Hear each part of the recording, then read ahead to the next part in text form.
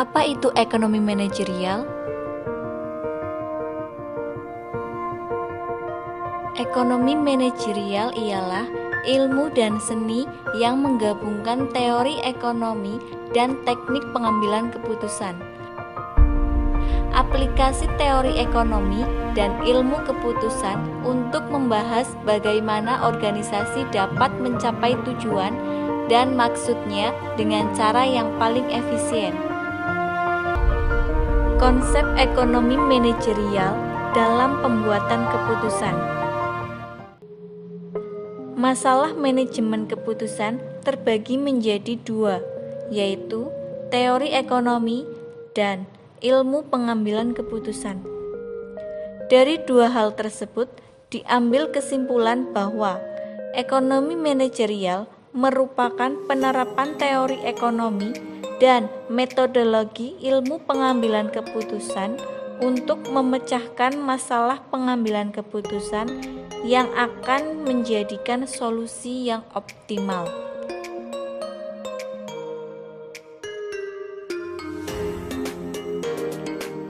Ruang lingkup ekonomi manajerial. Ruang lingkup ekonomi manajerial dibagi menjadi tiga, yaitu hubungan antara ekonomi manajerial dengan ekonomi tradisional. Yang kedua, hubungan antara ekonomi manajerial dengan ilmu pengambilan keputusan. Dan yang ketiga, hubungan antara ekonomi manajerial dengan administrasi bisnis.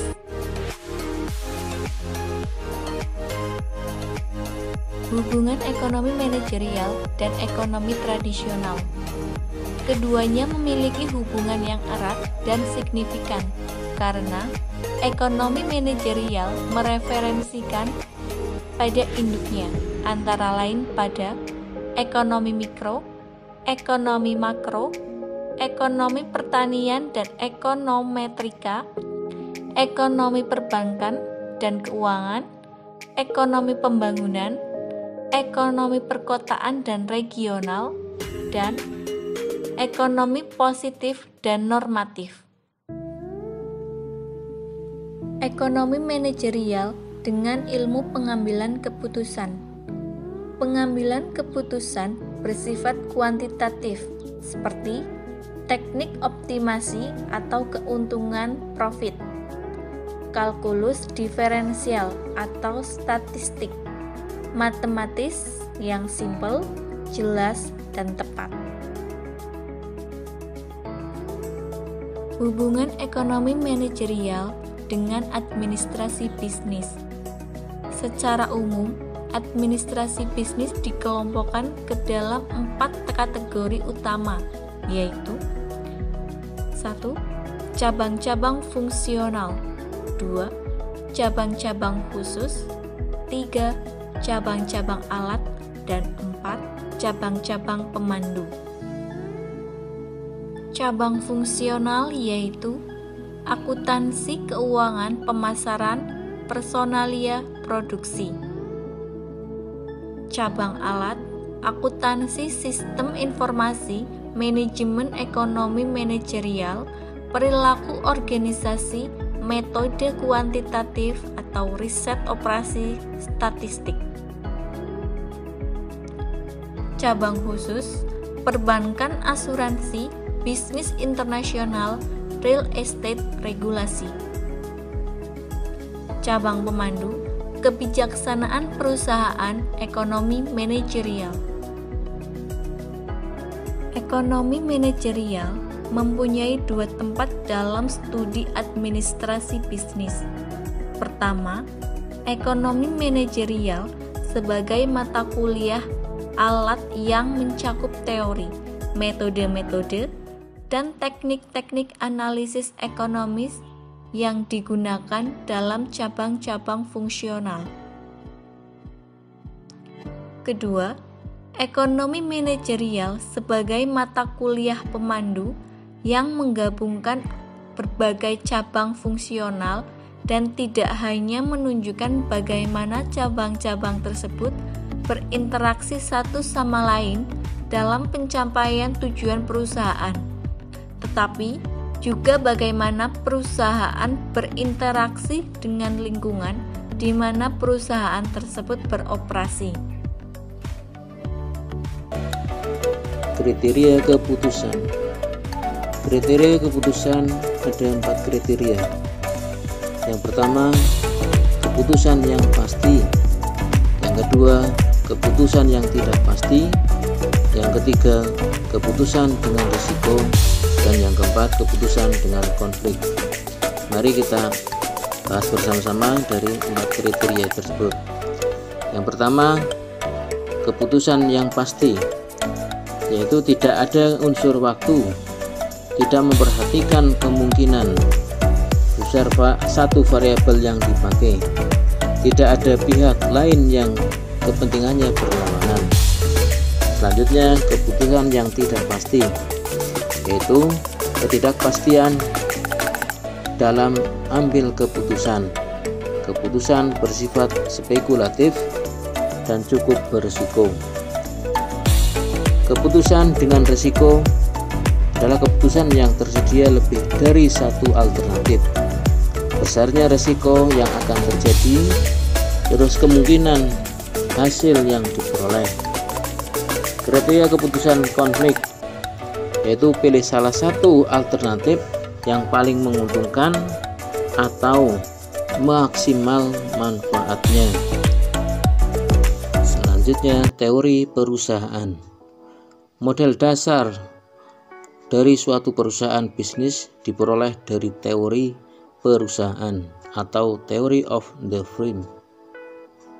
Tujuan perusahaan adalah memaksimalkan laba, di mana manajer atau pemilik dari suatu perusahaan dianggap selalu berupaya untuk memaksimumkan laba jangka pendek.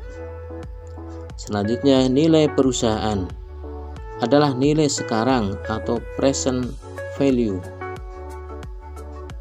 dari aliran kas suatu perusahaan yang diharapkan diterima di masa yang akan datang. Meningkatnya nilai perusahaan adalah sebuah prestasi yang sesuai dengan keinginan para pemiliknya, karena dengan meningkatnya nilai perusahaan maka kesejahteraan para pemilik juga akan meningkat. Selanjutnya, tingkat bunga sering disebut dengan tingkat diskonto yang tepat atau opportunity discount rate. Selanjutnya, jenis-jenis nilai perusahaan. Yang pertama, nilai nominal. Yang kedua, nilai pasar. Yang ketiga, nilai intrinsik. Yang keempat, nilai buku. Dan yang kelima, nilai likuidasi. Mari kita bahas bersama-sama apa itu jenis nilai-nilai perusahaan. Yang pertama, nilai nominal. Nilai nominal adalah nilai yang tercantum secara formal dalam anggaran dasar perseroan, disebutkan secara eksplisit dalam neraca perusahaan, dan juga ditulis secara jelas dalam surat saham kolektif. Yang kedua, nilai pasar. Nilai pasar sering disebut kurs, adalah harga yang terjadi dari proses tawar-menawar di pasar saham. Nilai ini hanya bisa ditentukan jika saham perusahaan dijual di pasar saham. Yang ketiga, nilai intrinsik. Nilai intrinsik merupakan konsep yang paling abstrak karena mengacu kepada perkiraan nilai real suatu perusahaan. Nilai perusahaan dalam konsep nilai intrinsik ini bukan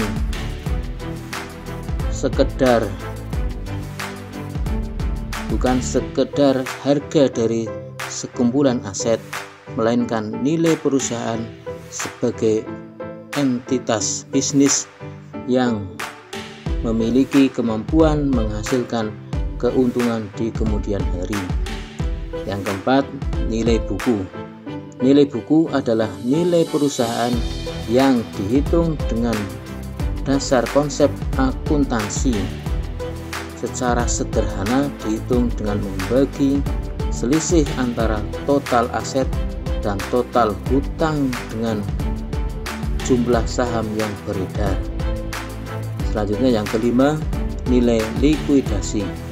Nilai likuidasi adalah nilai jual seluruh aset perusahaan setelah dikurangi semua kewajiban yang harus dipenuhi. Nilai likuidasi dapat dihitung dengan cara yang sama dengan menghitung nilai buku, yaitu berdasarkan neraca performa yang disiapkan ketika suatu perusahaan akan dilikuidasi. Nilai perusahaan sama dengan PV dari laba yang diharapkan pada masa yang akan datang. Nilai perusahaan dapat diukur dengan A. Price Earning Ratio atau PER, B. Price to Book Value atau PBV, C. Robbins Beam. 1. Price Earning Ratio atau PER. Price Earning Ratio atau PER menunjukkan berapa banyak jumlah uang yang rela dikeluarkan oleh para investor untuk membayar setiap dolar laba yang dilaporkan oleh Brigham dan Houston tahun 2006. Rasio ini digunakan untuk mengukur seberapa besar perbandingan antara harga saham perusahaan dengan keuntungan yang diperoleh oleh para pemegang saham. Kegunaan price earning ratio adalah untuk melihat bagaimana pasar menghargai kinerja perusahaan yang dicerminkan oleh earning per share-nya. Price earning ratio menunjukkan hubungan antara pasar saham biasa dengan earning per share. Price earning ratio atau berfungsi untuk mengukur perubahan kemampuan laba yang diharapkan di masa yang akan datang. Semakin besar maka semakin besar pula kemungkinan perusahaan untuk tumbuh sehingga dapat meningkatkan nilai perusahaan. Rumus per sama dengan market price per share per earning per share. Yang kedua, PBV, Price to Book Value. Price to Book Value PBV adalah rasio yang menunjukkan apakah harga saham yang diperdagangkan overvalued di atas atau undervalued di bawah nilai buku saham tersebut. Fakhrudin dan Hardianto tahun 2001. Price to Book Value atau PBV menggambarkan seberapa besar pasar menghargai nilai buku saham suatu perusahaan. Makin tinggi rasio ini berarti pasar percaya akan prospek perusahaan tersebut. PBV juga menunjukkan seberapa jauh suatu perusahaan mampu menciptakan nilai perusahaan yang relatif terhadap jumlah modal yang diinvestasikan. Untuk perusahaan-perusahaan yang berjalan dengan baik, umumnya rasio ini mencapai di atas 1, yang menunjukkan bahwa nilai pasar saham lebih besar dan nilai bukunya.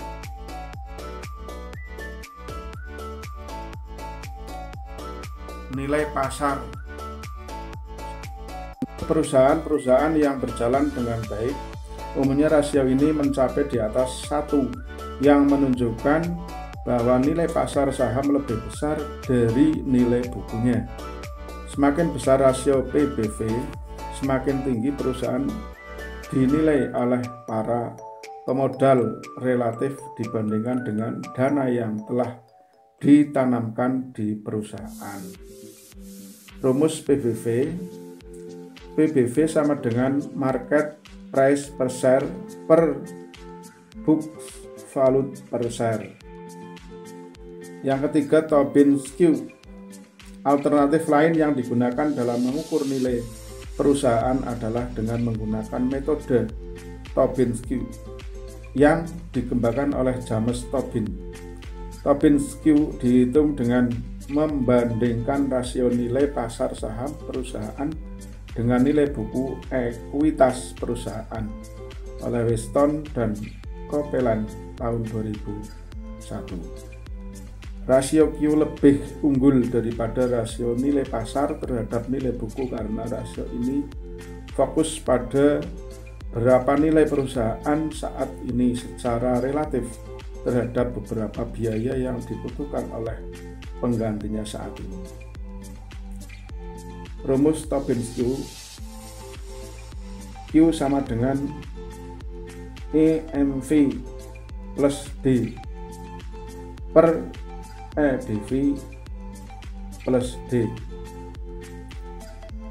EMV diperoleh dari hasil perkalian harga saham penutupan pada akhir tahun closing price dengan jumlah saham yang beredar pada akhir tahun, sedangkan EBV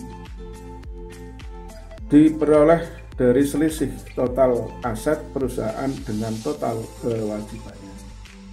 Keterangan Q sama dengan nilai perusahaan.